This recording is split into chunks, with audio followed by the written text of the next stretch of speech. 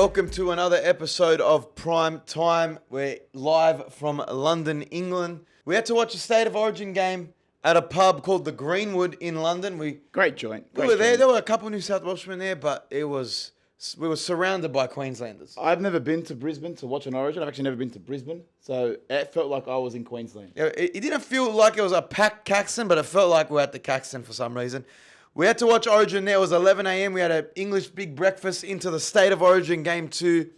And what a disappointing, shit way to start your morning here, our second day in London. Nick, let's go straight into the recap. Started off, kick off, we were excited. We thought we're going to get, James Tedesco anytime. We had New South Wales 1-12. Even with an injury-filled New South Wales team, we still thought we could get the job done, even though it was in Queensland. And we got off to a poor start. I know it's easier to say now in hindsight, but going into the game, I genuinely thought New South Wales were going to win. Even with Latrell out, even with, a few... Happy Coruscant, other injuries, I still thought, you know what, even though it's in Queensland as well, they're going to get the job done. Frittler, I think it was a stat. He'd never lost the game too. So he always bounces back after a shit game one. But that just didn't happen today. Within the first 5 minutes, Tommy Turbo goes down, shoulder, pec. We didn't know what happened. What does Brad Fittler do? Let's put Damien Cook, our 14, on into the centres. Just why? Straight off the bat, terrible decision because you got a player like Cameron Murray sitting on the bench, Liam Martin sitting on the bench. Off the get-go, I thought, okay, this isn't going to go well. Well, when they brought him on, I'm like, oh, okay, maybe they're going to push someone that was at lock or prop. Maybe they'll take him off the field soon. Damien Cook will just push into hooker once maybe Robson comes off. But he played the whole game at centre. So he started defending in the centres. Reece Robson pretty much played the whole game at dummy half. And then Queensland scored their first try, their second try. All right, say what you want. Bad calls. No, they were terrible calls. They were terrible calls. One being a forward pass, one being a clean knock-on, touched in the air. And it wasn't our day. Refs weren't on our team. But I don't feel like those calls made an impact on the final result. Why they did make an impact is they put them up 10-0. Once you're playing with that lead, the whole game does change. You're on the back foot. They were terrible tries. There's no way in an Origin arena. We said it last week. Origin is the best game of football for rugby league. It's more important than the grand final for some people. There's no way in Origin you're allowing those calls to go up to the bunker and still be called tries. I just say, in every other sport, there's a review. NFL, NBA, there's a review. Football, as in soccer, they have a VAR. Surely when, there's big things on the line, an Origin game, you know what I mean? We can go, okay, let's go to a review. Let's go to the bunker. Let's go to the VAR. If you can see that's clearly a forward pass, why are we all pretending to be dumb? That one's stupid. The knock on, first of all, the Xavier Coates knock on. The tip, okay. But Valentine Holmes did not get that ball down cleanly. And the fact that the ref allowed that, went up no try, then the bunker overrules it, first mistake, very stupid. The forward pass, you're right. It's an insult to everyone's intelligence. If you can watch a replay, watch the ball float 2 to 3 meters forward. Where he catches the ball. And then just have the touch. He's sitting there on the sideline like this, like, oh, yeah. Yeah, that looked all right, yeah. Like, touch judges, what are you doing? The role of a touch judge in today's game is not needed anymore. They're useless. You could literally have 2 referees on the field and a bunker, and that's it. Rugby union even have a chip in the ball for when something goes forward. We have a bunker. They spend millions of dollars on refereeing and bunkers. Get the calls right on the big stages. But you go through it as well. The coaching decisions by Brad Fittler. Cameron Murray didn't come on to the second half. In my opinion, he's the best forward in the NRL. So for him not to play... Yeah, bar Payne Haas. It's stupid. Payne Haas probably had one of his best games as a New South Wales player, but it wasn't enough. Then you look at other players. Josh Adokar went missing. Yeah. James Tedesco. Yes, okay, he was probably the most shining light in attack, but then again, he wasn't what he used to be. I don't think he had the opportunities that Reece Walsh did in attack. Reece Walsh, again, was the better fullback in both games.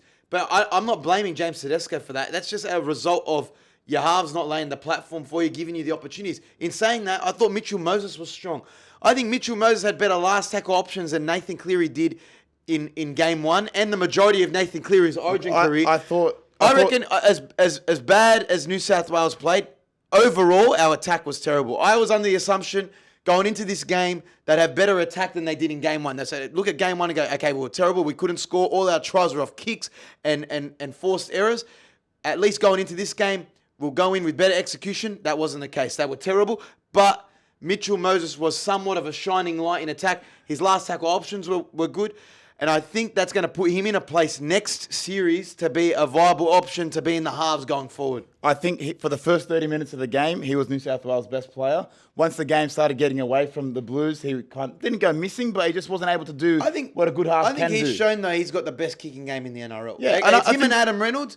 And if you're going with someone who's been in Origin and knows how to play there regularly, he's done it twice now, I'd be picking Mitchell Moses. If you're going to pick Nathan Cleary and Moses as 7 and 6 going forward is what... I'm not knocking Luai, but for so often now, Luai's been picked because he partners Nathan Cleary in the halves. I don't think he's done enough to keep his spot, and I like Mitchell Moses there. I think Luai was the best half in game one, but then again, does he measure up to a player of Nico Hines or Mitch Moses? When you say if a best player, half in game one, what did we do? No, but he played better than Cleary, and he actually had a dig. Yeah, but in saying that, I agree with you. In a team that didn't attack. I agree with you. If players were on the open market, Mitch Moses, Nico Hines, Jerome Luai is the last pick. And that's not a knock against him. It's just how good Hines and Moses are. And you said Moses' kicking game, probably the best. So if you partner him with Nathan Cleary, if one of them gets tackled on fourth tackle, you still have a viable last tackle option. Missed opportunity, I think, that you learned from game one and game two of this series is not going in with Matt Burton. Because they went in with Nico Hines, last game, put him on in the centres, didn't do a job. They only used him for 10 minutes. In the case, Turbo goes down. You know he's an injury-prone centre. That's where you know he's an injury-prone player. And Brad Fittler, post-game press conference, says, we're prepared to play Damien Cook into the centres. That's why you lost the series, pal. Because if you have a Matt Burton on the bench that can cover one, can cover 5'8", halfback, centre. Probably play in the middle. He is a utility. If you're not... It was unfortunate that Jack White at the start of the series pulls out because he's your out-and-out 14, can cover a lot of positions. The next best person, if you're not looking at Nico Hines at 14, which we tried in game one, didn't work, you pick Matt Burton. They backflipped on their decision to go with two hookers. Api Coruscant missing the game is obviously unfortunate, and they had to pivot. But why wouldn't you just stay strong? And it's okay, looking at it in hindsight, it's different. But why wouldn't you just stay strong and pick Matt Burton at 14? Queensland don't have a utility. They just got Harry Grant. Yeah, but they do the two hookers. That's what I'm saying. But we were planning on doing the two hookers. Injuries happen. You can't really plan for them to happen. I understand Trebojevic maybe is a special case because you probably could plan for that injury. But other than that, I don't know. But let's go to our biggest winners and losers of the game. Okay, so State of Origin, biggest winners of State of Origin? Biggest winner for me, firstly, Latrell Mitchell. You showed he pulls out of both games. They lose both games pretty shockingly. Latrell Mitchell's worth as a player is just skyrocketing at the moment. His worth for South Sydney as a fullback, every time he doesn't play, they don't play well. And now for New South Wales, he doesn't play, they don't win the series. That's just it's a trend over the last 4 years now. That's a very good point. Each game Latrell Mitchell doesn't play, the odds aren't in New South Wales' favour. He's that much of a game breaker for New South Wales, especially on the left side. In saying that, does Latrell Mitchell play game 3? Is it even worth playing game 3? Dead rubbers, I wouldn't even play the game at all. Everyone just call it off. That's enough. It's just a place where people are going to get injured. Yeah, they're playing for pride in the jersey. It's just going to affect people at Clubland. Yeah. If I'm New South Wales, I just go with an all young team. Pick all the emerging players. Let them get a taste of Origin. Queensland's going to want to make it 3-0. Okay. Anyway, another big winner from the game, Billy Slater. 2 series wins. Everyone's crowning him as the next great coach in rugby league, and he deserves all the praise. Anytime you have a Queensland team that's, seen as less talented than what New South Wales has, and you win that convincingly, you're a big winner out of this. I agree. Billy Slater clearly outclassed opposition coaches. As a coaching staff, you see on the bench, they've got Cameron Smith there, they've got Jonathan Thurston there. They've just got a team of winners that know a good system. The New South Wales side, on the other hand, Brad Fittler, Brandy, Danny Badiras. We've just had the last 2 series at least of just second-guessing our selections, not making the right decisions as a coach when putting players in or, for example, giving Nico Hines 10 minutes or putting Damien Cook into the centres. Just the wrong calls. And Billy Slater, again, big winner. He's just outclassed our State of Origin coaches. And the last winners, I'm going with the debutants, Reece Walsh and Hamisai Tabuai-Fido. For them to come in with a lot of pressure, replacing Gagai and Kalen Ponga, people that have done it in an Origin arena, and to show up and play well for Queensland, basically winning them the games, you're winners, and I think they're going to probably get a lot of praise going into the future series. And Reece Walsh was chirping at the end of the game. He had the right to. He played better footy than our fullback did. It's not like it was unfounded. They'd won the game. He was running his mouth. Full credit to him. The only way to shut him up is obviously beat Queensland. We didn't get it done. I want to shout out one more winner. I think if I could sneak in one more big winner of Origin, Lindsay Collins. He doesn't lose in Origin. He is the ultimate Origin front rower. He has one of the best records in State of Origin. He just stands up. It's not like he plays bad at Clubland, but in Origin he just becomes a reliable front rower. His hands are on. He's making damaging meters. He's always turning up for the big plays. He got man of the match in game 2, and I just think look what he did to Teddy in game 1. The game that he had in game 2, he's proven himself as a quality Origin player, and for me personally, he's up there with Wally. Okay, and that takes us now to our biggest losers from State of Origin game 2, starting off with Brad Fittler. He embarrassed himself. He's made too many terrible calls, putting Damien Cook in at centre, not playing Cameron Murray for a substantial period of time. You're going to probably resign or lose your job after this series, so he's easily the biggest loser out of State of Origin. I wouldn't even put the sole blame on Freddy. As the players are there on the field themselves. They're accountable. But it's the coaching staff as well. It's the selectors. It's Brad Fittler's Origin team. He makes the final decisions. He even in the press conference said, it was my decision. We've spoken with Damien Cook, saying he could cover centre. You can't cover all positions. I'd say there's players in the NRL that could cover all positions for New South Wales. If that's the plan you're going in with as well. I definitely think Brad Fittler is one of the biggest losers of State of Origin. Will he resign? Will he get sacked? I think they'll leave it after game 3. I think he's got too much pride to probably resign. You know, how are you going to walk away from $400,000 to coach 3 games? But I don't know. It's like a player getting told, look, we're not going to pick you anymore, so maybe it's best to say you resign from rep footy. Maybe he gets to tap on the shoulder. But another big loser is Tommy Turbo. Tommy Turbo pec injury, going to be out now for at least 10 to 12 weeks. Another season where he's going to miss a great deal of time, missing a lot of games for Manly. If you're a Manly supporter, you hate your life right now. You knew going into it that he wasn't going to be healthy. Back-to-back games, he kind of got injured, concussion, and now pec injury. And your best player is going to be missing from your team. And whether now next year, New South Wales go, well, is his body up to playing Origin? Can he make it through a full 80 minutes? Well, as much as the biggest loser is Tommy Turbo, the biggest loser from Origin is Manly. Manly consistently, without Tommy Turbo, aren't the same team. And to lose him in a game of Origin, you'd be filthy. You're paying him a substantial amount of money to be the best player at club level. I understand how important it is to represent your state, but he's consistently getting injured. I'd say that's probably Tommy Turbo's career done. If you're Manly and you've signed him long term, you don't want to be losing him at the detriment of getting a premiership. You'd probably have to have the conversation with Turbo and say, listen, we don't want you playing Origin anymore. You're too injury prone. We'd rather all your focus be at club level. And just for Turbo's sake, in terms of injuries, I don't want to see him playing Origin again. Okay. Jerome Luai, another big loser. I think he got found out without Nathan Cleary being there. And like you said, Mitch Moses performed well enough to maybe replace Luai. I thought Luai, he mistakes passion for theatrics in Origin. He tries to be too over-passionate and overplay his hand and try and maybe chirp at players when it's not the right time. The standover of Cherry Evans. Yeah, it's just not needed. It's just not needed. I don't think he's the biggest loser. I just think we gave him raps in game 1. You can't just do a backflip on him. He plays with a lot of passion. He didn't do a lot wrong.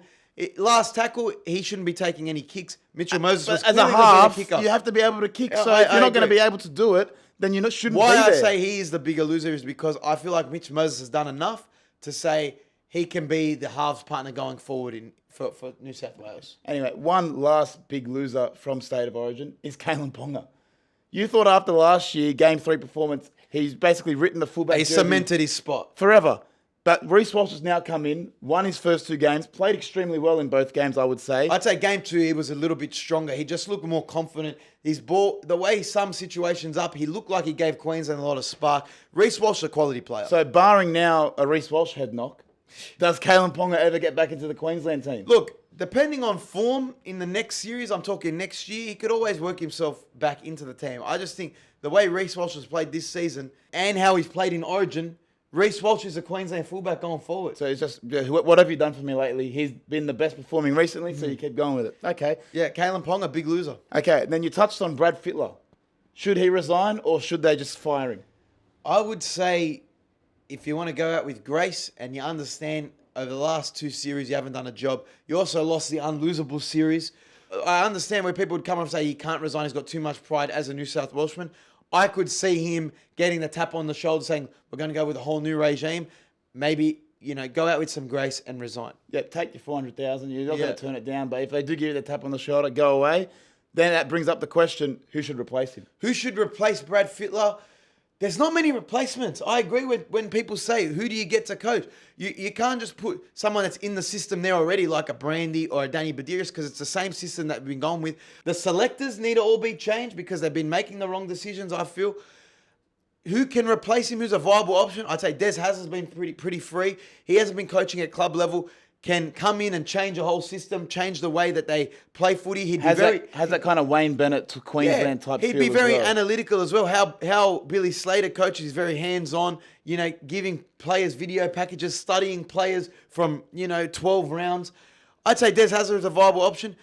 And then if you're looking at other people elsewhere, the people who are most critical of New South Wales, Andrew Johns, Gus Gould, Matty Johns. Why don't you put your hand up and say, I'll coach New South Wales to a series win? You're so quick to criticise Brad Fittler and the current regime and praise Queensland and how good they are with their system and how great Billy Slater is. Why don't you put your hand up, I'd say Gus Gould and Andrew Johns or Matty Johns, put your hand up and take the reins and show us how New South Wales can be more dominant in Origin and win a series. Yeah, I'd like to see Des Hasler. I think he should be the first one to get a look in if they do move on from Fittler. Madge is pretty free right now. Maguire, I don't feel like he'd be suited to that, especially coaching New Zealand. It's a bit of a different thing. And then I think Andrew Johns, I would like to see. He's an immortal. And like you said, put your money where your mouth is. If you're going to critique the team, have a louder voice. And I was involved with this camp, which is what people say. It's not going to change much. But if he's got a louder voice as an immortal, as an Origin great, he can probably influence it a bit better than what Fittler has done. But that's Origin for you. I think it's a pretty disappointing year. I'm not going to watch the third game. I know it doesn't mean anything to me. Out of disappointment, unless they go with the whole emerging team to face this Queensland team that's going to go for 3-0, I'd watch it out of interest. But yeah, very disappointing. Shit to be a New South Welshman right now. 2 years in a row, losing a series. Not that there's going to be a dynasty. Any given Wednesday, any team can win. But the way that they've been selected and the way they've been playing, it's just our attack has been disgusting. It's been terrible. And something needs to change. It's going to be the coaching staff. Anyway, back to normal round rugby league this week. Clubland. Let's go back to club footy. Let's preview, what are we, round 17? Round 17 of the NRL. Starting on Friday night, Dragons versus the Warriors. Who are you taking? I'm going to go with the Warriors. The dramas that's been going on with the Dragons, I think, is going to overshadow everything at the club right now. Warriors have been playing good footy. They're just coming off a break. But in saying that, on the Dragons topic, Ben Hunt. We had a fan question coming about Ben Hunt. Can we go through the fan question? Okay, fan question this week comes from Bricktop here in London. Bricktop. Where should Ben Hunt go? If he's 100% leaving the Dragons, I know he's named in the team. He's come out and said, I'm happy to pay money to leave the Dragons. Pay $150,000 to leave the Dragons this season. So I think he's leaving. I would say the best landing spots for him are places that need a 7, that have money and can pay Ben Hunt cash, which is $1 million, $800,000 plus. They're places like the Bulldogs, places like the Dolphins, West Tigers who are cashed up and have Luke Brooks. I've heard that West Tigers is the most likely landing spot. They said that they'll give him $1 million. So I would say it's those clubs. The Gold Coast Titans, the Bulldogs, the West Tigers, and the Dolphins. If he doesn't go there, and if he takes the advice from Cooper Cronk to say, seek a premiership out now for the remainder of the season before the deadline, I'd say your best landing spots, if it's not the Roosters under a great coach like Trent Robinson and a good system where he could slot in at 7. They've had troubles there with Sam Walker and their halves. He'd be great at the Roosters. I think the best landing spot for him would be the Brisbane Broncos, and not at 7, at 9. They don't have an out-and-out 9. If he goes to the Brisbane Broncos with Adam Reynolds there at 7, Ezra Mam there, they're a genuine premiership threat. They're already a top 14, top of the table. I would say Brisbane is the best landing spot for this season. This season, it's either the Roosters or the Broncos. If I was Ben Hunt, I'd love to go back to the Broncos. Homecoming, make up for the drop ball in the grand final. Yeah, that'd be nice. But if you're searching for money, then go to the Bulldogs. Because what are the West Tigers going to offer you as a team that the Bulldogs can't offer you? If the money's the same, Bulldogs trumps the Tigers. I would say the Bulldogs as a roster in 2024 is a better landing spot for Ben Hunt than the West Tigers are. If you're going to get the same amount of money as well. But if he really wants $1 million from the Tigers, why wouldn't he just stay at the Dragons and get $1 million? He doesn't. He's not happy where the coaching staff is going. He's probably not liking the environment. They've had their issues with players not rocking up to presentation nights. He just must not like the culture. If you're willing to say, I want to leave now. I'm the captain of this side. I would pay 150 grand to leave. It's an indictment on what the Dragons is at the moment. They are a club. They are a club that's in all sorts. But if you ask me, where do I want him to go? I want him to go to the Bulldogs. Where I think he will end up, I think he will end up at the Titans. But that brings Makes us back sense. to round 17. So Dragons, Warriors, you're taking Warriors? I'm taking the Warriors. I'll take the Warriors as well. My father, Richard, has taken the Dragons. Yeah, each week we do our tips and picks, so make sure you check out our social pages at Picklebet on Instagram and at the JBK Show on YouTube. Each week we put out our tips and picks. While we're on the road as well, Nick's leading the tips. Yep, I'm on. End of the season, 81. we have to get a 40-year-old virgin wax. I'm right behind I you, might man. change that. I might change it to a shaved head. Okay, so let's go. Anyway, Saturday, first game on Saturday, the Dolphins versus the Eels. Dolphins, Eels. Look, Eels coming off a good win last week. I'm going to go with the Eels. If Mitch Moses backs up, there's been some issues with players backing up and injuries. I'm still going to go with the Eels. I'm going the Eels as well. Dad has gone the Dolphins. Trust Wayne Bennett. Okay, Saturday, Panthers versus the Knights. I'm sticking true to the Panthers. The Panthers, even with no Cleary, are still looking solid. They always are able to plug up the holes. The Knights have been very disappointing. I'm going with Panthers. Yeah, I don't think anyone will tip against the Panthers. Panthers all around here. The last game on the Saturday, Manly versus Melbourne. Manly, Melbourne. Look, Cherry Evans comes back into the team. I don't know. I feel like Melbourne are starting to get into a rhythm. Yeah. They're going into the back end of the season. We're at round 17. We're on the home stretch now. It's not. We're past halfway through the season. This is the time for Melbourne to start stepping up and start laying the platform for the finals. Craig Bellamy will get up them for that. They're playing some good footy. With the players coming back from Origin, I'm going Melbourne. I think Melbourne are tied first at the moment as well. So like they're going pretty much under the radar, playing pretty average. And so now they've got a bit of motivation. I'll take Melbourne as well. Little Puppy start getting the whispers that he's coming back into the team before finals? That could turn Melbourne into real threats for the premiership. Okay, first game on the Sunday, Broncos versus the Titans. Little Southeast Queensland derby. Little derby there. I'm going Broncos.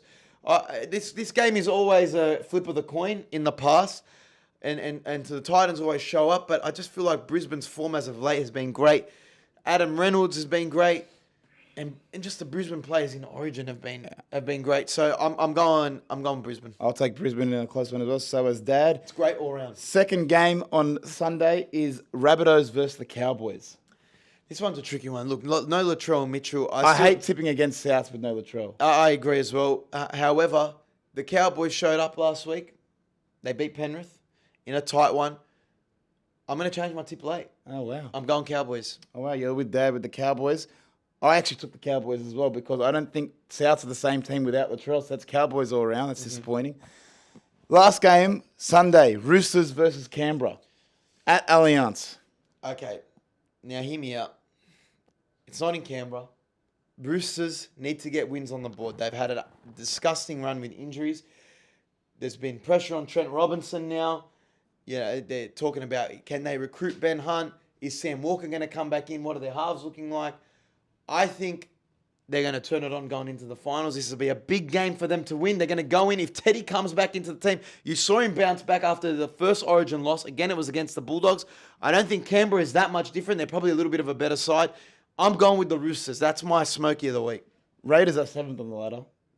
Roosters are 11th. So Roosters need to win this to get back into the 8. So I'm taking the Roosters as well. Richard's taking the Roosters. They still have some quality players in their team. Look, Teddy there. Sawali there. You know what I mean? I feel like Manu playing. They've still got good players around the park. If their forwards step up, they can match it with Canberra. And last conversation point of the week is Joseph Sawali coming out saying that it's always his dream to go play in the World Cup, play the British and Irish Lions tour. Yeah, he said it was his first comment since he signed with Australian Rugby. He said, listen, it's not about the money. It's always been a dream of his to represent the Wallabies, represent them in the World Cup, the British and Irish Lions, go on tour with the Wallabies. If you've had that dream as a young kid, can you blame him for signing? Yes, he got an absorbent amount of money, you know, and he deserves it because he's a quality young player. Athlete. And Australian Rugby have to pay overs to get quality talent from Rugby League to Rugby Union. So you can knock him as much as you want. Would he have been in the New South Wales Origin team this year? Probably not, just based on his form. But in saying that, full credit to him. He wants to chase his dream. I think, regardless, he'll play for the Wallabies. He'll play for the British and Irish Lions tour. I think he'll be back in Rugby League. He'll tick these boxes off. And then it'll be his dream to win an NRL premiership because he would set out a goal that he, wants to achieve in rugby league. Anyway, last goal that happened on the weekend. Alex Twal finally scored, which now puts Pat Carrigan as the highest active games played without an NRL try, 74. Now, we love Alex Twal. We say this all the time. I wish we were in the country. We've been on the road with Picklebet on tour. We're currently in the UK. I wish we were in the country when he got his first meat pie. You could see the smile on his face. It's been well publicised. He was ecstatic. Well, I sent him a text. I was happy for him. Now it brings us to Pat Carrigan. 76 games, no try. I think it's 74 or 75. 75 games, no tries. Does Pat Carrigan get the fanfare when he eventually goes over? Is there going to be a Pat Carrigan one? Or do we have to wait till he crosses the 116, 150 game mark? You know what I mean?